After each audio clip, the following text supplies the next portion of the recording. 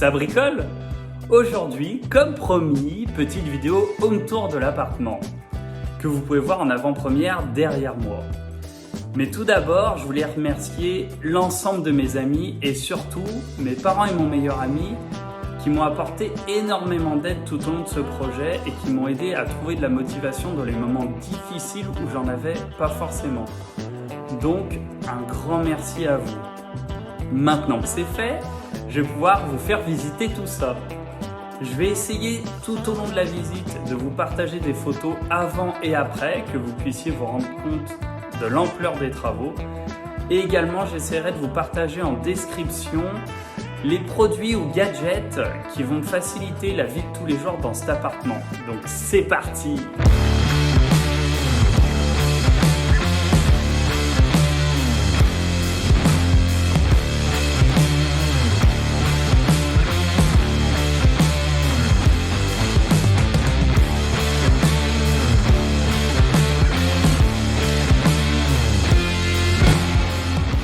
Donc on va tout d'abord commencer par l'entrée qui se situe en bas de l'appartement et je vais vous expliquer pourquoi. Cette entrée elle est en bas parce qu'à l'origine c'est une vieille grange qui date de 1902 qui a été divisée en 3 appartements et moi je possède un de ces 3 appartements qui est tout l'étage de cette grange. À l'origine, la porte d'entrée, elle était située ici. Et moi, pour agrandir un peu l'espace de l'entrée, je l'ai positionnée en bas de l'escalier qui faisait partie des parties communes. J'ai fermé ce mur qu'on voit à droite et ça m'a permis d'avoir la porte d'entrée en bas, un joli escalier à l'entrée et après, on retrouve ici un hall d'entrée avec un meuble à chaussures, une petite fenêtre. Bon, il y a encore des tuyaux visibles de plomberie et le tuyau d'aspiration centralisé, mais c'est normal, j'ai pas fini, il faut que je termine avec un joli caisson. Et sur tous les rebords de fenêtres de l'appartement et également sur ce retour en placo ici, je vais mettre des planches en bois pour que ça soit plus chaleureux et que ça rappelle un peu le côté vieille grange. Donc après ce hall d'entrée, vous avez un long couloir qui permet d'accéder à 2 portes, donc la salle de bain tout droit, le WC à gauche et à droite on a une ouverture qu'on a agrandie parce qu'à l'origine elle était plus étroite et qui permet d'accéder à la grande pièce de vie. On va retrouver au plafond 2 poutres apparentes que j'ai conservées, que j'ai poncées, traitées et peint en noir avec une peinture un peu épaisse qui permet de bien les protéger. Donc vous verrez tout au long de la visite, j'ai conservé 4 couleurs. Donc le gris au sol est fait un peu béton ciré que je trouvais très sympa. Le blanc des murs pour un côté sobre et apporter plein de déco par la suite de couleurs assez facilement. Les poutres en noir et certaines fenêtres également. Et du bois un peu partout dans l'appartement aussi pour rapporter un peu plus de chaleur. Donc dans ce couloir, on va retrouver les 2 tableaux électriques encastrés que je vous ai présentés dans mes premières vidéos avec des gros tableaux parce que c'est de partout de la domotique dans l'appartement.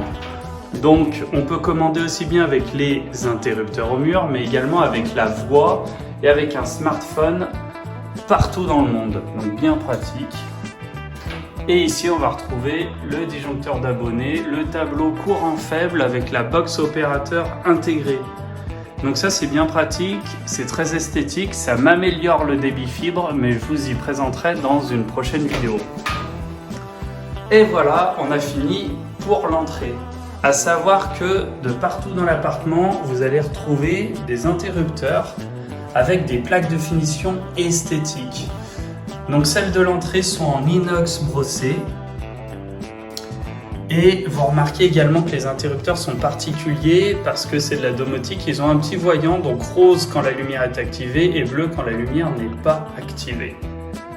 En dessous, on va retrouver une sonde de température pour détecter la température ambiante et venir gérer le plancher chauffant que vous allez retrouver partout dans l'appartement. Mais ça, pareil, je vous le présenterai dans une prochaine vidéo. Donc maintenant, On est parti, direction le WC.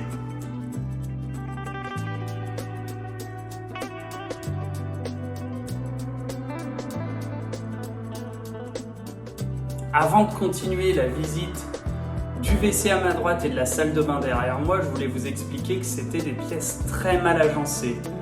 Donc le WC était orienté vers la salle de bain, donc il prenait de la place dans la pièce de la salle de bain, malgré qu'il soit cloisonné.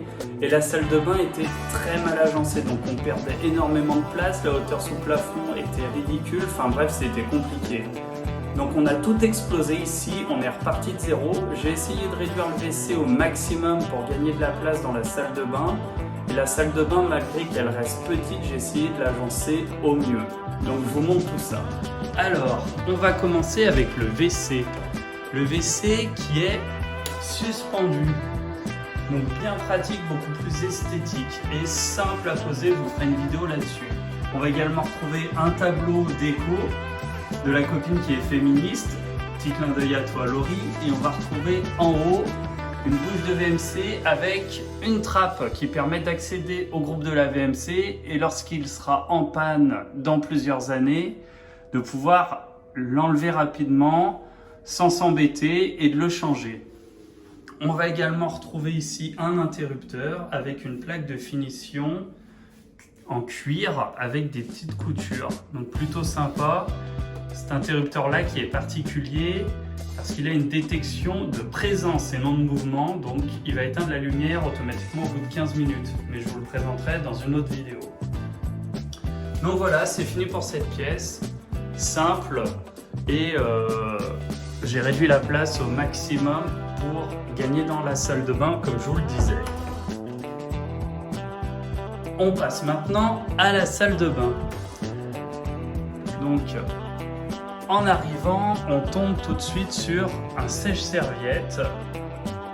Tout simple, hein, il n'a pas d'option boost ou séchage des serviettes, donc je vous expliquerai pourquoi ces options sont vraiment intéressantes. On va également retrouver un bac à douche de 90 cm par 90 cm avec une colonne de douche avec une douchette et un ciel de pluie et une petite niche dans cette douche. Donc que ça soit le sol de la salle de bain ou la douche, c'est tout du carrelage imitation parquet. Dans la niche de la douche, on va retrouver des carreaux ciment qui vont rappeler le mur ici du meuble salle de bain. Cette douche, elle est bien pratique. Alors malgré l'entretien où c'est une catastrophe du calcaire, mais comme chez tout le monde, avec les parois vitrées, j'ai des parois qui sont saloon. Donc quand on ne veut pas perdre trop de place au niveau de l'ouverture, je vous montre, et bien ces parois de douche, elles sont bien pratiques. Donc on gagne de la place, on peut avoir un accès sur toute la largeur du bac à douche, comme vous pouvez le voir. Donc c'est le top. On va également retrouver un bac à douche imitation pierre, qui est légèrement granuleux, mais qui est quand même doux au toucher et qui permet d'être anti-dérapant. Après, on va retrouver donc sur ce meuble salle de bain une vasque en verre et un second éclairage bien pratique pour se raser de près ou pouvoir se maquiller.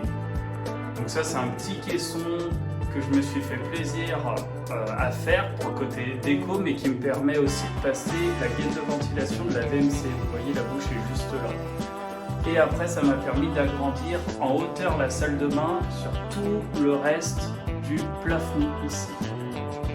Donc ça m'a fait gagner une hauteur de presque 3 mètres, alors qu'avant c'était une hauteur de 2 mètres 20 je crois. Donc ce meuble de salle de bain, c'est un meuble qui a un tiroir coulissant amorti, donc ça c'est super sympa. On va retrouver un robinet cascade aussi, donc très esthétique. En plus celui-là c'est un tube, c'est pas une gouttière, donc on voit pas le calcaire, c'est plutôt sympa pour l'entretien. On va retrouver des prises, ici une prise du moins, et un double interrupteur avec des plaques de finition verre kaolin.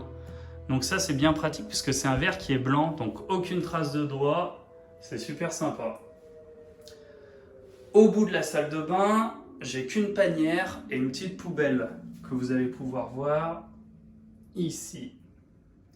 Donc j'aurais pu faire un peu mieux, mais je voulais pas charger cet endroit, je voulais pas mettre de machine à laver. Pourquoi? Parce que pour avoir un accès plus simple vers cette fenêtre qui est la seule fenêtre de la salle de bain, qui est oscillobattante et qui va permettre de dégager rapidement la chaleur. Et si j'aurais mis la machine à laver là, j'avais peur que ça soit vraiment oppressant au niveau de l'espace pour circuler, sachant que la salle de bain est déjà très petite. Donc voilà, on a fait le tour pour cette salle de bain. Je pense qu'on peut passer à la pièce suivante, qui est la pièce que vous attendez le plus à mon avis, la pièce de vie.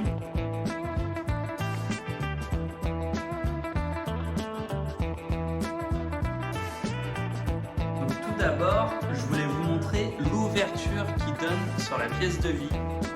Donc qui est large, qui fait plus d'1 mètre. À l'époque, elle faisait 60 cm. Donc on a dû écrouler une partie du mur, c'est un mur en pisette, donc c'est à manipuler avec précaution. On a fait des renforts avec des moellons tout autour et on a refait un linteau en haut pour vraiment solidifier cette partie-là et que ça ne bouge pas dans le temps. Surtout qu'on avait une poutre juste au-dessus là, donc c'était près de la poutre, plutôt dangereux au niveau du linteau.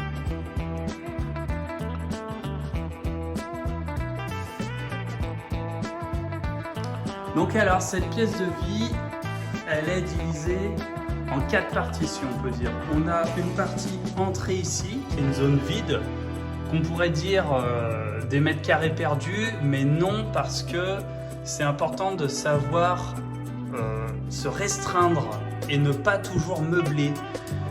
Là, typiquement, cet espace, il me permet de circuler de manière pratique vers les 2 pièces que vous allez retrouver sur la gauche, par rapport au reste de la pièce de vie qui est le salon, la salle à manger, le bar et la cuisine, où je suis plutôt fier parce que ça a été un choix difficile, cette cuisine. Donc alors on est parti pour un petit tour. On va commencer par ce côté-là. Ce côté-là, pourquoi? On va retrouver plusieurs plaques de finition également dans cette pièce, donc des plaques ardoises ici. Donc, qui sont très jolies, hein. C'est des plaques qui sont découpées en usine à l'eau, donc il y a une finition vraiment parfaite. On va retrouver un écran tactile qui va permettre de gérer l'ensemble de l'installation domotique de l'appartement et qui va également faire des options comme vidéophone pour pouvoir voir les amis qui arrivent ou la famille et leur ouvrir la porte des parties communes. Donc, il y a une gâche électrique. L'installation domotique, le gros avantage en plus de tout ce qui est automatisme et confort de vie, avec la connexion à distance ou les commandes par la voix, c'est que par exemple demain cet interrupteur, je veux plus qu'il allume la lumière de la cuisine, mais je veux qu'il commande par exemple cette prise électrique là typiquement, c'est faisable sans toucher aucun câblage. Donc voilà l'avantage de la domotique et de l'évolution de votre installation électrique, mais je vous en parlerai un peu plus en détail dans d'autres vidéos. On va également retrouver l'écran qui est la centrale de gestion du plancher chauffant. Et après, un petit buffet, vous allez retrouver une lampe de famille qu'on a retapée en changeant l'abat-jour pour garder un côté esthétique. Le EcoShow d'Alexa qui permet d'Amazon, qui permet de commander avec l'assistant Alexa tout ce qui est l'appartement. Donc par exemple, je vous fais une démonstration. Alexa, éteins la lumière du salon. Donc voilà, là c'était un exemple de commande vocale de l'installation électrique.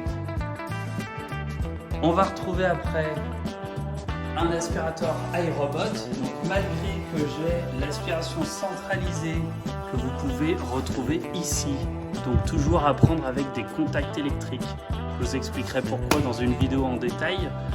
Néanmoins, avec du recul, je me suis rendu compte que ces robots-là fonctionnaient très bien et que c'était beaucoup moins coûteux. Donc j'ai un modèle comme ça pour aspirer et un autre modèle pour laver le sol que vous verrez dans la visite un peu plus tard.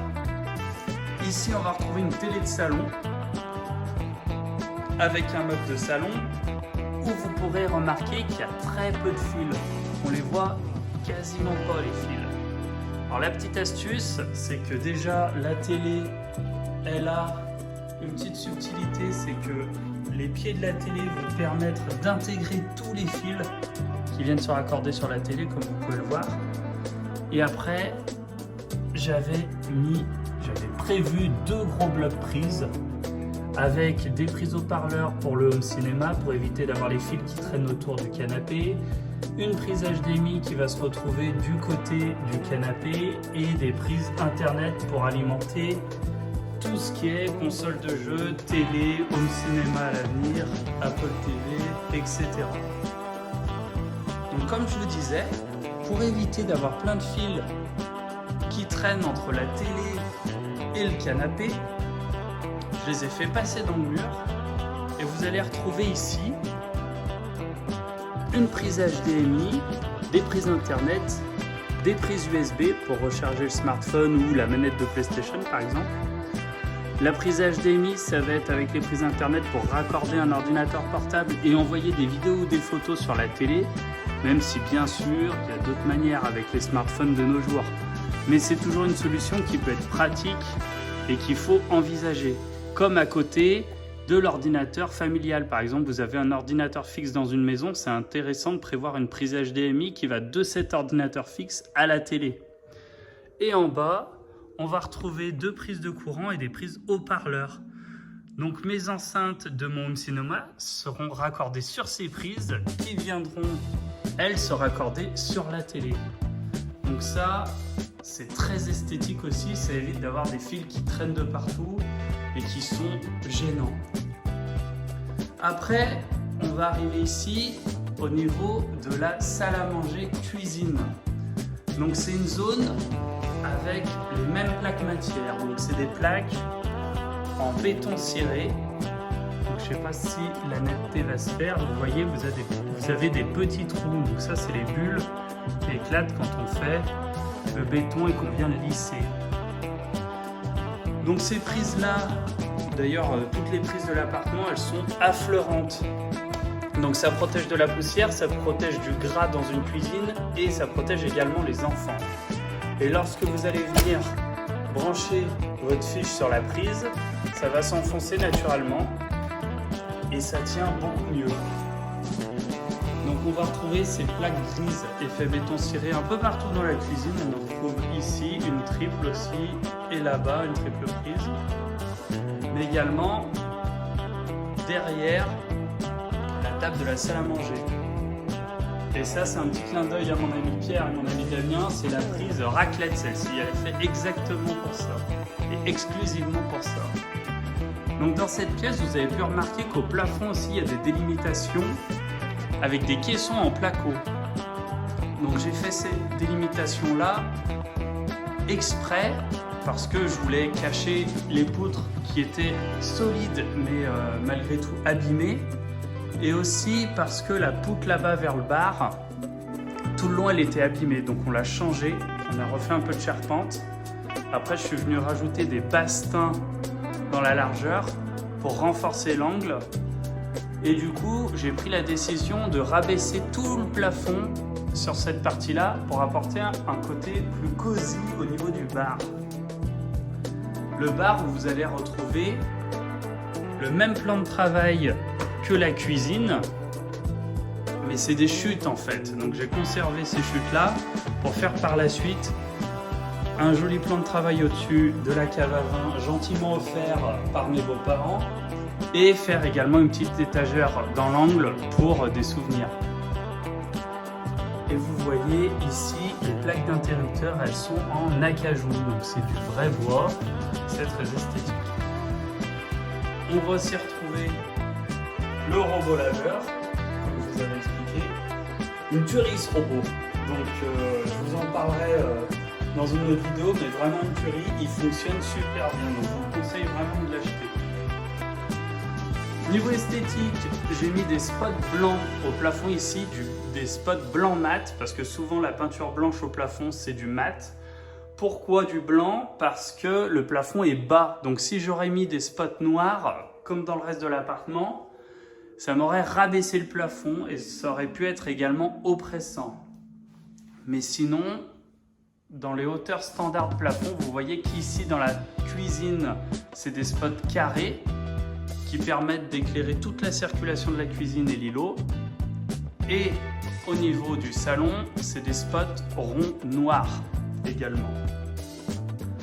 Après la cuisine, j'ai 2 colonnes avec en haut et en bas du rangement, un four pyrolyse à gauche, un four micro-ondes à droite. Pourquoi un four micro-ondes? Parce que le plateau fait 33 cm de diamètre et du coup ça permet de mettre pas mal de plats, donc je vous le conseille. Le bon vieux frigo américain avec beaucoup de place dedans et l'arrivée d'eau, la glace et la glace pilée pour les cocktails l'été, c'est très agréable. Donc je vous conseille de prévoir pour ce frigo une alimentation d'eau, c'est important. Sinon vous serez embêtés parce que ces frigos-là ont besoin d'une alimentation d'eau. On va aussi retrouver différents placards tout au long de la cuisine, donc un tiroir à épices, un casserolier, un tiroir pour le pain, le meuble évier important qu'il faut que je vous montre, le lave-vaisselle encastré, un placard de rangement et la fameuse machine à laver, donc qui est discrète, qu'on ne voit pas, qui est très silencieuse, on entend très peu.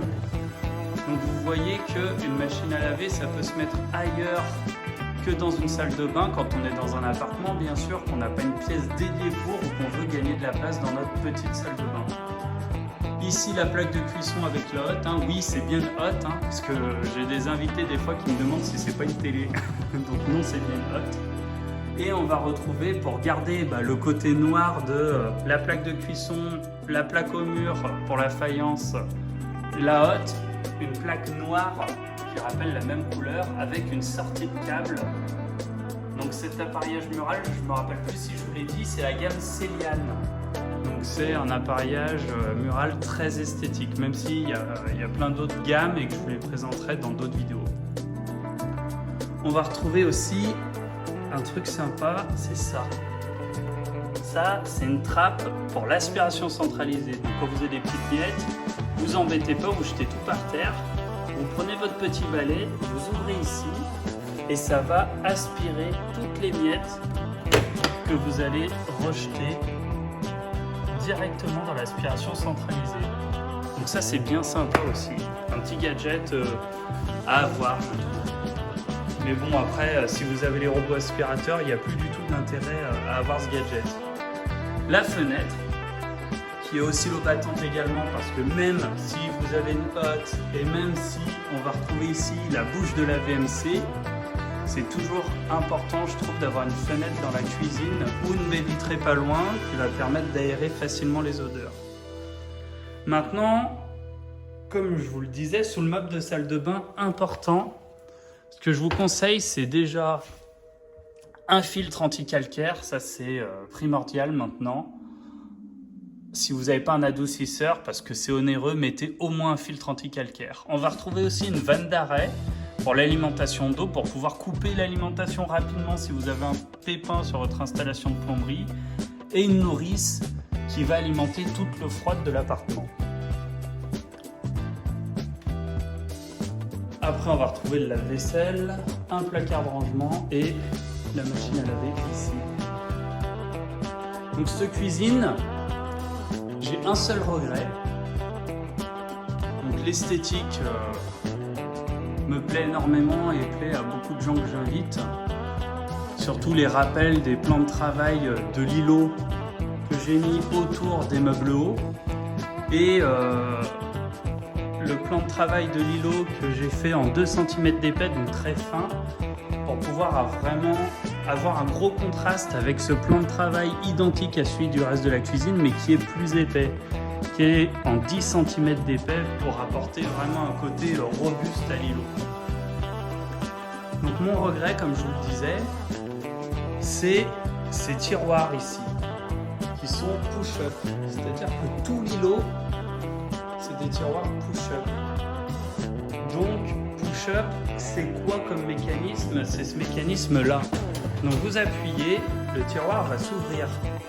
Donc en soi, un système moins onéreux, très simple, parce que bon, vous poussez, c'est amorti, ça se ferme tout seul. L'inconvénient, c'est quand vous recevez du monde. Quand vous recevez du monde, qu'est-ce qui se passe? Et ben du coup, les gens s'appuient toujours contre cet îlot et contre ces tiroirs et ils s'ouvrent en permanence. Donc à l'époque, j'avais voulu économiser quelques euros en ne prenant pas des tiroirs qu'on ouvre et après quand on les repousse qui sont amortis avec une gorge ou une poignée, ça c'est les goûts et les couleurs. J'avais voulu partir sur ce type de tiroir là et je regrette vraiment. Autant pour les colonnes derrière qui sont autour du frigo, ça il n'y a pas de problème, c'est une tuerie. Mais pour tout ce qui est tiroir des meubles bas, je vous déconseille fortement. Pour ce qui est des colonnes, je vais vous montrer le mécanisme. Comme ça, vous saurez à quoi ça ressemble. Donc, on appuie, ça s'ouvre et c'est amorti. Derrière, on a un petit mécanisme ici. Donc vraiment discret, mais je pense à terme un peu fragile. Et pour refermer tout simplement, donc là si on pousse le placard c'est amorti, ça ne claque pas. Et on rappuie dessus. Et c'est fermé. Alors je trouve ça, malgré tout avec du recul, moins pratique que typiquement un tiroir avec une gorge ici, comme j'ai sur tout le long de la cuisine en bas, qu'on va venir ouvrir, puis fermer, et c'est amorti et c'est discret. Donc c'est des choix que maintenant je regrette et que je conseille pas, mais bon ça reste minime par rapport à la cuisine. Après, dernier petit détail que je vous ai pas montré, c'est cette prise. Donc les prises de courant sur les îlots de cuisine, il y a plein de modèles. Souvent, ils sont très esthétiques mais super fragiles. Celui-là, c'est du Legrand, c'est robuste. Le truc, il va pas se casser. Vous pouvez mettre 2 prises de courant, mettre 4 prises USB, mettre ce que vous voulez. Moi, j'aime bien parce qu'une fois ouvert, vous pouvez brancher votre tablette et la mettre contre, donc bien pratique pour suivre une recette quand vous faites à manger. Bon, mis à part si vous avez déjà un Thermomix avec l'écran qui va déjà vous montrer la recette. Mais sinon, c'est un côté super sympa. Deuxièmement, c'est quelque chose qui est, comme je vous le disais, très solide. Une fois fermé, ça prend peu de place, c'est esthétique. Il existe en inox brossé comme ici, mais il existe aussi en blanc mat et en noir mat. Donc vous avez vraiment tous les designs. Et ça, c'est un produit que je ne regrette pas, contrairement aux ouvertures push-up. Bon écoutez, je pense qu'on a fait le tour pour tout ce qui est la cuisine, la salle à manger, le salon et l'entrée de cette pièce de vie. Donc on va pouvoir passer maintenant aux 2 pièces du fond qui sont la chambre et une deuxième chambre, mais qui s'est pour le moment transformée en bureau. Et c'est ma pièce préférée, donc on la verra en dernier. Allez, direction la chambre. Ah oui, je voulais également vous dire, à l'origine, cette grande pièce, on rentrait par là, mais attention, il y avait un couloir qui permettait d'accéder à une petite pièce de vie. Au fond, à la place du bar, vous aviez une alcôve. À droite, une toute petite cuisine de 2 mètres carrés. On venait retrouver après la pièce de vie en enfilade une première chambre, puis une deuxième chambre.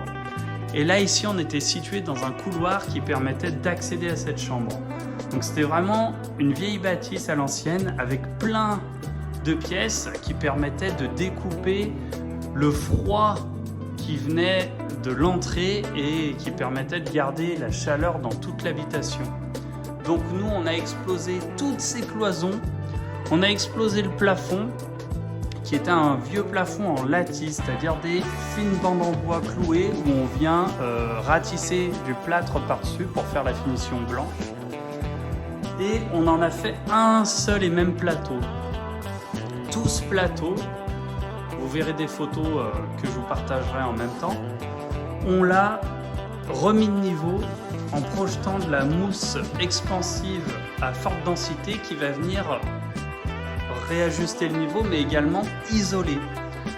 Par-dessus cet isolant, on a installé un plancher chauffant électrique parce que je ne peux pas mettre de plancher chauffant hydraulique vu que je suis dans un bâtiment de France et que je n'ai pas le droit d'installer de machines sur les extérieurs de ce bâtiment.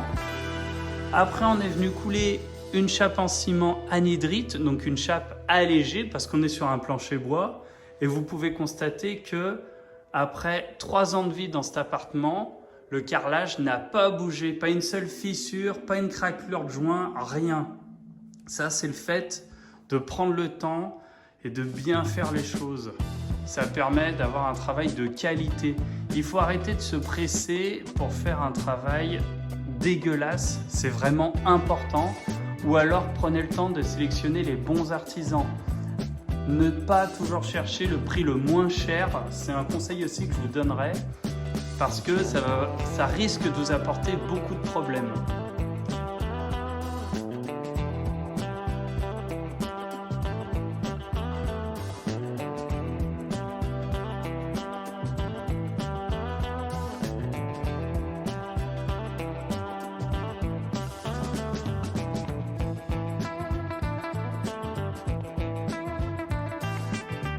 Donc ici, on va retrouver une chambre avec un carrelage imitation parquet un peu plus foncé que dans la salle de bain, où vous allez retrouver partout dans cette chambre, pour les plaques visibles, des jolies plaques en cuir avec une couture juste sur les côtés. Vous remarquerez également que les voyants des interrupteurs sont désactivés pour ne pas nous gêner pendant la nuit. Ça, c'est une option aussi bien pratique. On va retrouver ici une plaque blanche qui va permettre d'alimenter en électricité la télé et internet pour la future télé qu'on mettra au mur. Pourquoi blanc? Parce qu'il ne faut pas dépenser du budget inutilement. Tout ce qui est plaque d'interrupteur ou de prise qui ne se voit pas, mettez du blanc. Allez pas vous mettre des budgets de fou avec des plaques déco.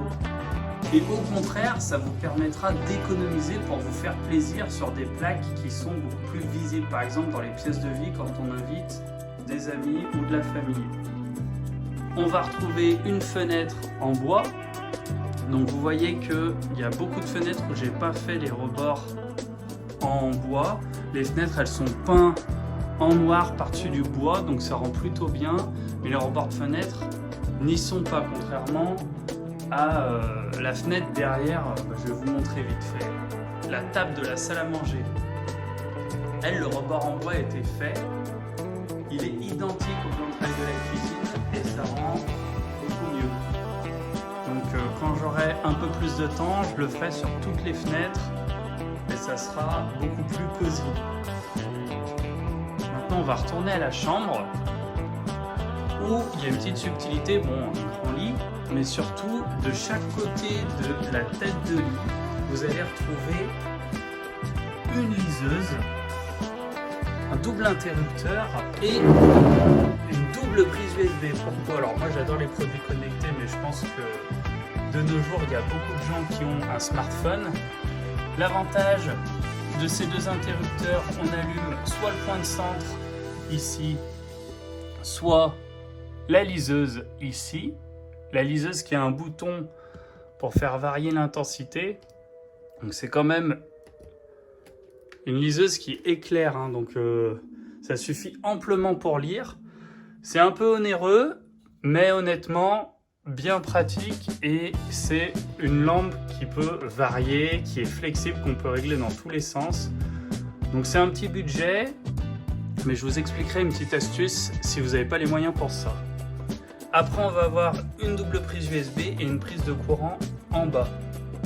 Donc la petite astuce, en plus de faire cette installation des deux côtés de la tête de lit, c'est que la prise qui se retrouve en bas, vous pouvez la commander avec un interrupteur. C'est-à-dire qu'au lieu de faire le schéma de câblage d'un simple allumage, donc un interrupteur qui commande une source lumineuse, vous pouvez utiliser le même schéma de câblage, mais au lieu de câbler une source lumineuse, vous câblez une prise de courant. Et ça vous permet typiquement, au lieu de dépenser un budget important dans une liseuse, votre interrupteur il commande le point de centre, ici, et le deuxième interrupteur il va commander la prise qui se situe en dessous, qui va elle alimenter la lampe de chevet de votre table de nuit. Et du coup, vous pouvez changer la lampe qui fait office de liseuse autant de fois que vous voulez par plein de modèles différents et vous avez toujours votre interrupteur qui la commande. Donc c'est une solution aussi très pratique. On va aussi retrouver un grand placard avec des portes coulissantes qui sont amorties, donc ça c'est important si on ne veut pas réveiller son compagnon le matin quand on se lève tôt, qu'on n'a pas la possibilité de faire un dressing et qu'on ne veut pas déranger tout simplement. Avec un miroir, alors les jeux de miroir très importants parce que ça va permettre d'agrandir vos pièces et surtout ça va vous permettre de se voir en entier, bien pratique quand on veut se changer. Petite astuce, dans ce placard, j'ai mon meilleur ami qui a trouvé ces caissons à Leroy Merlin. Donc des caissons super qualitatifs, un rapport qualité-prix vraiment très intéressant et en plus de ça, on peut les équiper comme on veut. Donc là, on a une tringle avec plein de casiers que vous pouvez même accessoriser par la suite avec des tiroirs ou des petits paniers.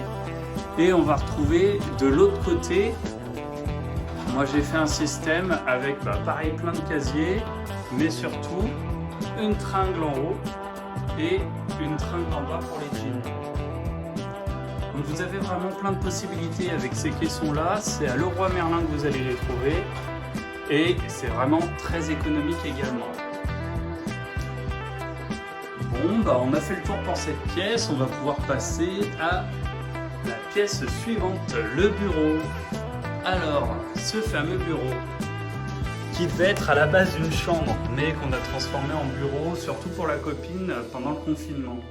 Donc on va retrouver un carrelage imitation parquet comme dans la chambre, un placard identique, donc coulissant, amorti avec un miroir, un joli canapé qui est convertible et qui permet d'accueillir des amis ou de la famille, une super lampe déco que je trouve magnifique et qu'on a eu à un prix ridicule parce que ma belle-mère s'est super bien négociée. Une fenêtre en PVC blanc avec pareil le rebord de fenêtre qui est pas fini, donc où je viendrai également mettre une planche en bois parce que c'est aussi très joli avec le blanc, le bois, pas uniquement avec le noir. On va retrouver un tableau déco, merci à la copine. Et le plus beau coin de l'appartement, mon ordinateur avec un écran badass où j'ai complètement craqué en termes de budget. Donc une tour d'ordinateur très sobre et qui permettra de faire évoluer le PC avec le temps, avec un côté vitré et un petit personnage Marvel, Thor, parce que c'est mon personnage préféré. Et surtout, une chaise de bureau très confortable, voilà, que vous pouvez voir ici. Pourquoi ?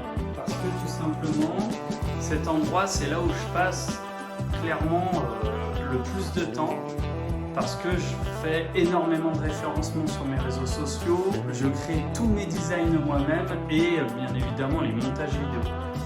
Donc c'est un endroit que j'apprécie parce que malgré tout il reste confortable et facile d'utilisation. En plus de ça, vous allez retrouver des meubles Ikea, donc pour créer un bureau à moindre coût, c'est ça que je vous conseille. C'est solide, c'est esthétique et ça coûte vraiment pas grand chose. On va retrouver également dans cette pièce des prises avec des plaques de finition qui sont, on appelle ça du nickel.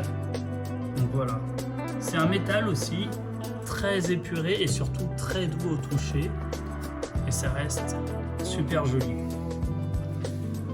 Bon écoutez, je pense qu'on a fait le tour de l'appartement. Et voilà, la visite est finie.